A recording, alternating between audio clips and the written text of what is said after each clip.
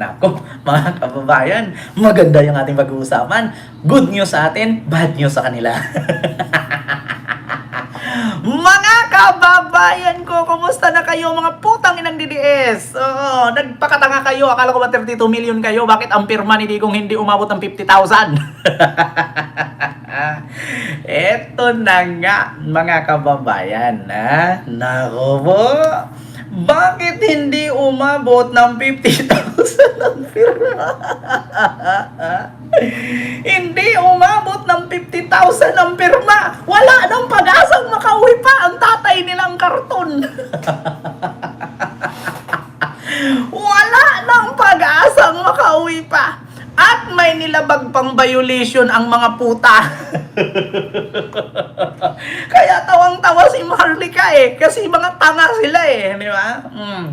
Pag mga DDS kasi, ayon sa pag-aaral, sa 10 DDS, 5 ang bobo, 10 sa 10 DDS, 5 ang bobo at ang natirang 5 ay tanga. Di ba? Ito na, mga kababayan. Di ba? Dinadaga ang mga DDS. So, ayon sa pag-aaral sa Cambridge, England, City of Davao, sa 10 DDS, 5 ang natagpo ang bobo at 5 namang natira ay tanga. Naniniwala sa magic at swerte. Ang tatamad ayaw magtrabaho, di ba? Kaya nagmukha silang gago. So ngayon, mga kababayan, eto na. Nagmukha tuloy na tayo dito ngayon, tula. Eto mga kababayan, natatawa ako mag-isip. Eto, i-share ko lang po sa inyo, mga kababayan, na which is, ito po, basahin po natin basahin po natin. Mga DDS, palpak na naman kayo. Di ba, Ma'am Chaicher? Eto, according kay Istong Totong, ang nag-post ay si Istong Totong 16 hours ago. Tay, dyan ka na lang. Wala nang suporta ang mga Duterte. Sa social media, sa dami ng trolls na DDS, mukha lang silang malakas. Wala nang may tiwala sa mga Duterte. Wala na halos silang suporta. Bakit? Signature campaign ni Duterte para makauwi, hindi umabot ng 50K.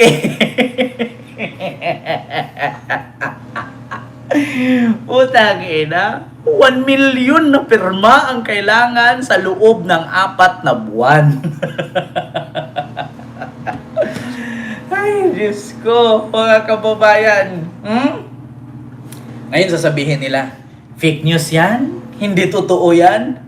Bakit hindi nyo subukang puntahan yung website na mag-login ka? Di ba? Bakit hindi nyo subukang puntahan ang website at mag-login nang makita mo kung ilan ang pirma doon? Di ba? Dito mga kababayan, signature campaign, basahin ko. Signature campaign ni Duterte hindi umabot ng 50K. Napaiyak sa galit ang mga DDS vlogger dahil hindi umabot sa inaasahan nilang target na bilang ng pirma kay Tatay Digong. Hindi umabot ng 50,000 man lang ang pirma para sa petisyon na pagpapalaya kay ex-president Roddy Duterte. Tay, dyan ka na lang. Tay, mamatay ka na lang. Biruin nyo mga kababayan. Hindi umabot ng 50K. Tay, dyan ka na lang.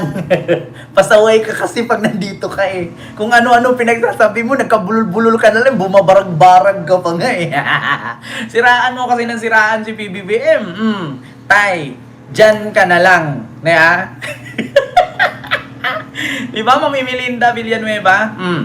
Tay, dyan ka na lang. Kasi pag nandito ka, tay, puro gulo ang dala mo. Sa ngayon, kung nandito ka, tay, hindi madiscover ni PBBM yung malampaya, natural gas. Kasi, wala. Ibibigay mo na naman kay Xi Jinping yan. At mga kababayan, sa totoo lang, trinaydor na po. Trinaydor na ng China si Digong noon pa man. Hindi nyo ba alam?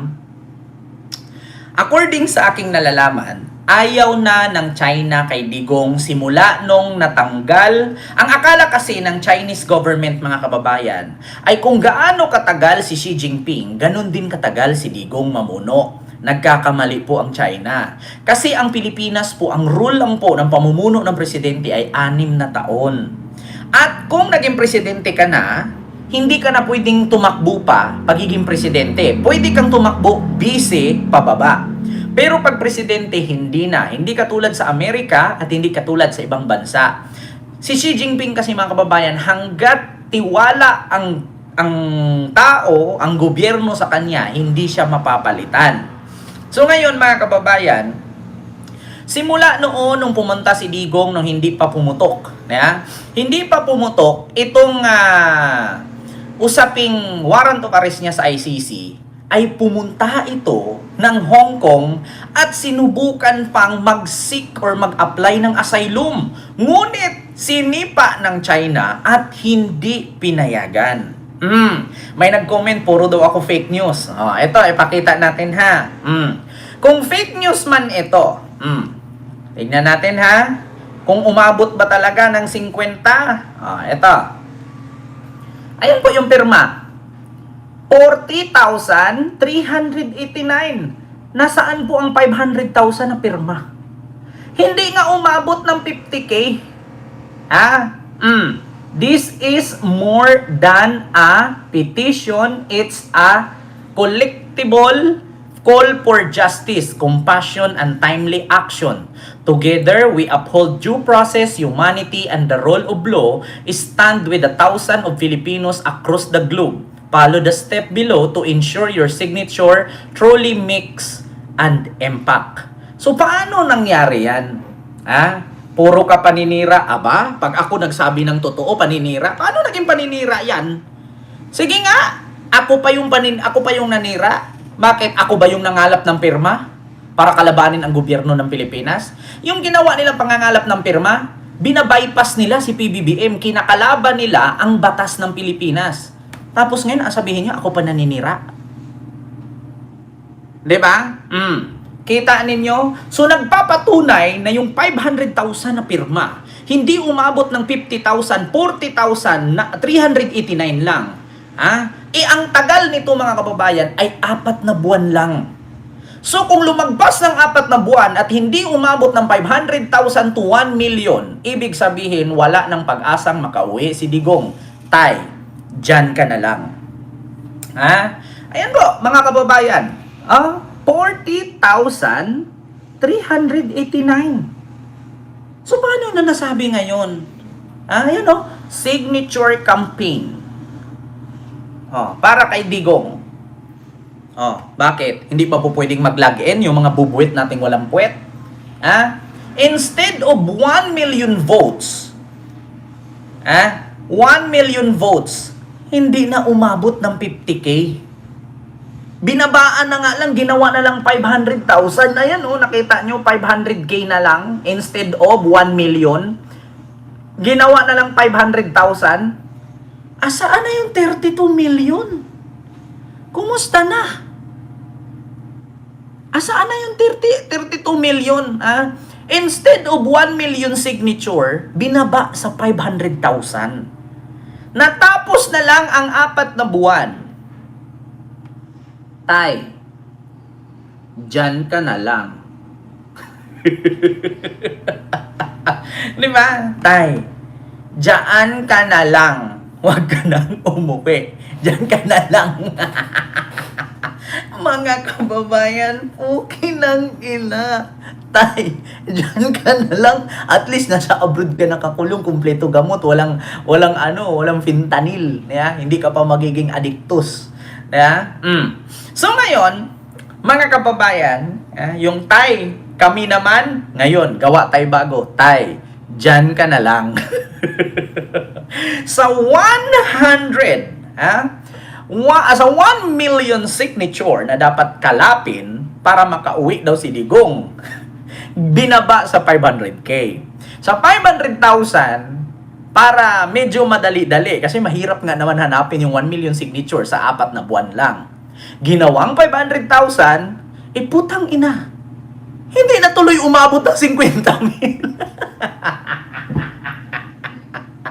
Wala man lang hindi man naabot ng 1%. Diba? Hindi man lang umabot ng 100K.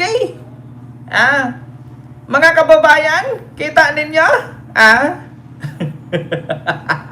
Tay, dyan ka na lang. Ayun, may DDS na namang nasaktan, mga kababayan. Masaya ako kapag may DDS sa comment section na nagmukhang tanga.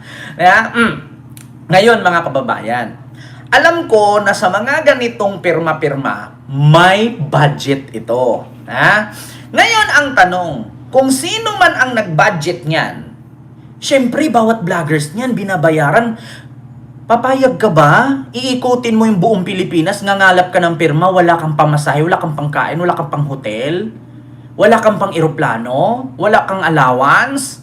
Ngayon, ang problema, kumpleto kay sa allowance. Pero yung pirma, hindi umabot ng 1,000,000. Kaya nag-iyakan sila. Mga kababayan, signature campaign, napaiyak sa galit ang mga DDS vlogger dahil di umabot sa inaasahan nilang target na bilang ng pirma kay Tatay Digong. Hindi umabot ng 50,000 man lang ang pirma sa loob ng 500,000 sa pagpapalaya kay ex-President Rudy Duterte. Kita ninyo? Mga kababayan, tay, dyan ka na lang. At bukod dito, mga kababayan, may nilabag pa sila na violation. Anong violation yan, Ken? Ito Ito, mga DDS, sasabihin na naman nila, fake news yan. Lahat ng sasabihin natin dito, may pruweba, may mga researcher, may mga reporter, at merong mga media outlet. Pakinggan natin. Bukod sa pag-iikot nila, mga kababayan, na gamit-gamit ang sinasabing campaign van, yung van na ginagamit nila, mga kababayan, ay paso na ang rehistro. Putang ina, Diyos ko, eto na. Basta bobo, basta adik, supporter ni Duterte. Eto, mga kababayan, pakinggan. May report ay tatanggapin ng mga kaibigan, yun daw pong van na ginagamit dito sa signature caravan ng dating Pangulong Rodrigo Roa Duterte ay hindi rehistrado. Hindi lang paso, hindi rehistrado. Patay kang bata ka, Yung van na ginamit di umano sa pag-iikot sa signature campaign ni dating Pangulong Duterte, hindi rehistrado. Putang ina nyo, mga DDS. May report Pati ba naman dyan? Kulurong, putang ina nyo. General Torre, bakit to naman yan? Nako, wag sanang makarating kay General Torre kung sino man ang may bitbit ng van na yan. Managot ka sa batas. Patay ka. Eto na. Report ay tatanggapin ng mga kaibigan, yun daw pong van na ginagamit dito sa signature caravan ng dating Pangulong Rodrigo Roa Duterte ay hindi rehistrado. Ano ba issue yan? Anyway, mga kaibigan, may report dito ang ating mga abante reporter na si Shermaine Abong. Abante Radyo Live Patay ka. Report. Isang van na ginamit sa isinagawang signature campaign caravan ng mga taga-suporta ni dating Pangulong Rodrigo Duterte noong January 11 sa lungsod ng Maynila ay posibleng expired ang rehistro. Batay sa nakalap na impormasyon ng Abante mula sa talaan ng Land Transportation Office o LTO, ang naturang sasakyan na may plakang PYF 560 ay nakarehistro sa pangalan ni Jasmine Oquindo Egan. Dapat ay nairehistro na ang nakapangalan kay Alputera. Nako, ito si Jasmine. Yung nurse ni Digong. Nakapangalan ang van. Hindi rehistrado. Patay kang bata ka. Nako po, nakapangalan kay Albutera. Utang ina, mga kababayan, ha? Yung van na ginamit pag-ikot-ikot sa Maynila para mangalap ng perma, ha? Illegal! Hindi rehistrado! Patay ka! Hindi rehistrado! Putang ina nyo! Ayan, masisilip na kayo! Putang ina nyo! Mga bobo! Tanga-tanga! Inutil! Masisilip kayo ng LTO. Ako po'y nananawagan sa LTO, sa General Manager Nicolas Torre III. Nako, Gen Torre, General Manager GM Torre, ako po'y nananawagan po sa'yo. At sa himpilan ng LTO, nag-iikot daw itong mga DDS na bobo, tanga, inutil, uto-uto, hampas lupa, nako, mga manyakis, patay gutom, pangit at mahirap. Nag-iikot gamit ng isang van na expired ang rehistro at hindi rehistrado. Putang ina. LTO, sino po ba ang mag-violate dito? May kaukulang parusa ba ito? Meron ba itong parusang pagkakakulong kung sino ang may-ari? Naku, bakit nyo ginamit yan? Bakit nyo hinahayaang umikot nang hindi naman pala rehistrado? Putang ina kayo, nakakahiya kayo. Sabing van noong buwan ng Oktubre ng nakaraang taon dahil 0 ang hulihang numero ng plaka nito. Gayunman lumalabas sa record ng LTO na hindi pa ito nare-renew hanggang ngayong January 2026. Kung bibilangin, mahigit 2 buwan ng paso ang rehistro ng sasakyan batay sa tala ng LTO. Nako. Ginamit ang van sa signature campaign na layong manawagan ng pagpapauwi sa bansa ng dating Pangulo. Wow. Bukas naman ang abante sa pahayag mula sa mga organizer ng caravan o sa may-ari ng sasakyan hinggil sa issue. Ako si Charmaine. Patay! Nako, eto na. Oh, may nag-comment, vlogger daw walang bihis. Putang ina mo, yung jersey ko 5,000 to, hindi mo afford. Diba? Yung jersey ko 5,000 to, hindi mo afford. Tapos sabihin mo walang bihis. Putang ina mo ka, damit ko pa nga lang, pambigas mo ng isang buwan. Nimal ka. Diba? Ayan na, mga DDS. Kita mo? Ayan na, mga DDS. Putang ina nyo, mga bobo, tanga-tanga kayo. Diyos me yung marimar. Alam nyo, sa totoo lang mga kababayan, ang mga damit ko, may mga brand yan noon pa. Pasalamat nga sila ngayon, nagdamit na ako ng ganito. Dati, yung damit ko, puro Adidas yan. Short, t-shirt, medyas, tsinelas, sapatos, puro Adidas yan. Diba? Mga kababayan, nako, alam nyo naman sa Adidas, bihira lang nag-sale. Diba? Totoo yan mga kababayan. Alam nyo, nung hindi pa ako nag-vlog dito sa National Politics, na vlog, yung mga damit ko puro Adidas na puro branded yan. Hindi ako nagsusuot na ukay-ukay. Simula no na pinuna ako bakit ganyan ang mga suot ko, nagbago na ako ng suot. Bumili na lang ako sa TikTok. Kasi yung mga kasamahan ko dati, mga inggitero, pag nagkaroon ka ng 1,000,000, nagkaroon ka ng 3 singsing, 5 singsing, kung hindi nakawin, sisiraan ka sa sponsor. Sasabihin, wag mo nang bigyan yan kasi may singsing. Wala naman kasi akong anak na 5. Iba-ibang magulang. Diba? Diba? Yun, mga kababayan. Diba? So, violated na naman kayo, mga DDS. Hindi na nga umaabot, mga kababayan, ng 50,000 ang signature. Hindi pa rehistrado ang ginamit na van. Diba? Hindi pa rehistrado.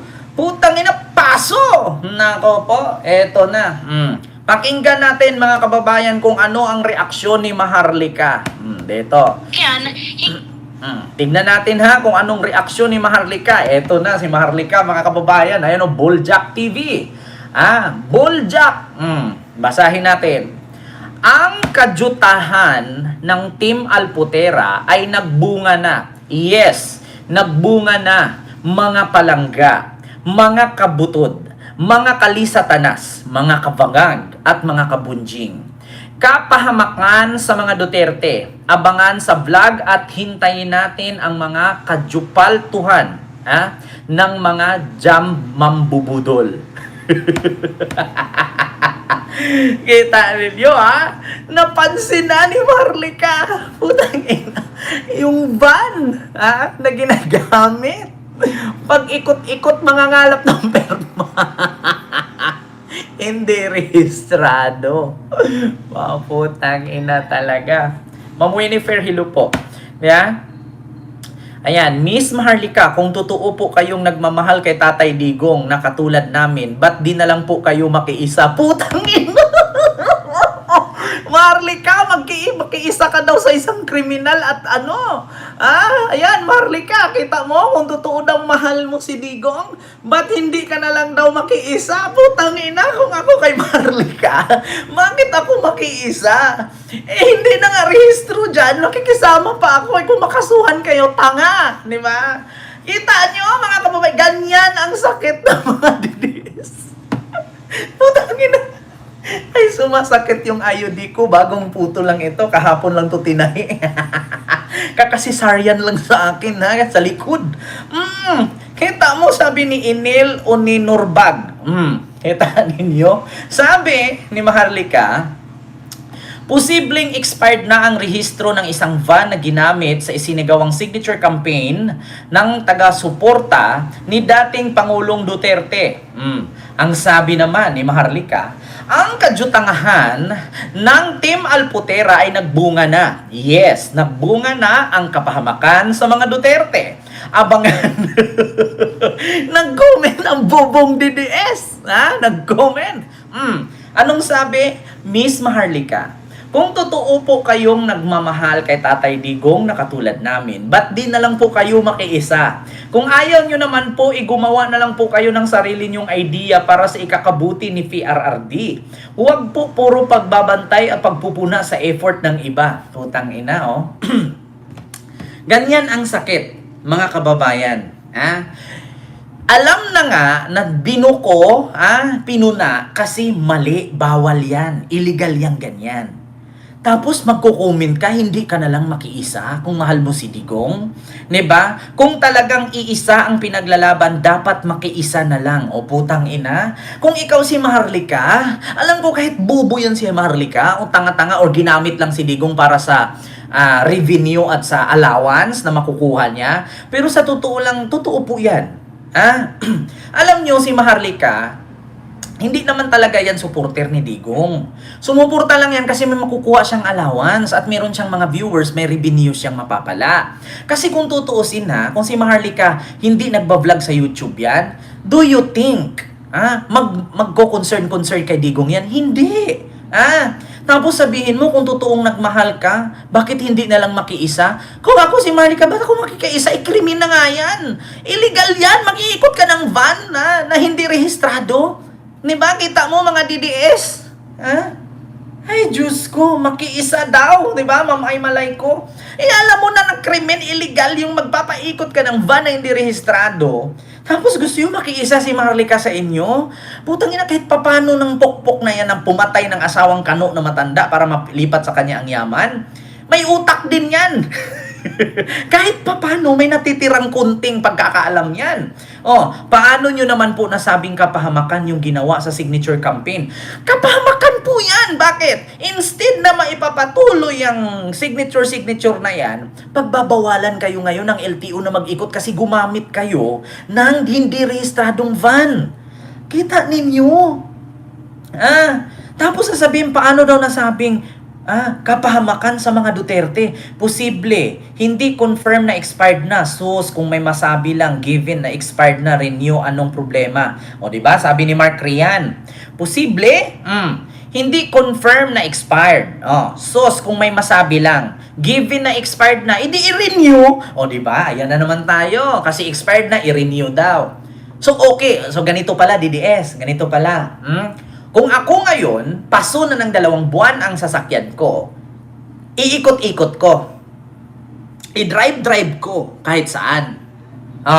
Tapos, kapag hindi ako nabisto, okay lang. So, unfair naman sa mga Pilipino na pumipila ng napakahaba sa LTO at napakainit kasi hindi aircon, electric pan lang. na araw-araw naman may tao, Ma'am Gina Inglet, hello po. Araw-araw may tao, pero never na aircon ang LTO. Saan ka nakakita ng LTO ngayon na aircon ang loob? 'Di ba? Tapos ikaw, okay lang mag-ikot-ikot ka buong Maynila nang hindi rehistrado? 'Di ba? Ma'am Ka-Vibes, hello po. Tapos ang irason ninyo, paso pala, i-renew. O 'di ba? Kung hindi nahuli, kung hindi nalaman, okay lang. 'Di ba? Kita niyo mga kababayan? Kaya namin magbayad ng sourcage. Sabi ni Argo. Di magbayad sila. Ang problema, paano kung hindi yun nahuli? Paano yung hindi yun nalaman? So okay lang. Ganyan kayo. Ultimo na nga, gagawa na nga lang kayo para sa puon ninyo, may illegal pa. Kita nyo? Ang hilig nyo sa illegal. Diyos ko naman, So ano ang kumpiskahin? Yung signature papers? Natural, ipagbabawal yan. Kasi bakit? Unfair yan sa iba. Yung iba nga lang, dumaan lang sa hindi mo daanan, nahuhuli na, tapos yan, kung saan-saan umiikot. 'Di ba? Love namin si PRRD host. Hayaan mo na kung love mo si PRRD. 'Di ba? Kita ninyo, pati si Maharlika, utusan nyo pa, ginawa nyo pang tanga si Maharlika, dati pa namang tanga yan. 'Di ba? Yes. Nahirit sa illegal, parang mga buang, 'di ba? Oo. Lahat ng bagay may hangganan. 'Di ba? Sabi ni Julieta Fontanilla, wala nang lunas ang mga DDS circuit, tanga talaga always. Hindi na po tayo magtaka mga kababayan. Mamatay na lang si Digong, hindi pa rin makauwi. Tay, dyan ka na lang. Diba?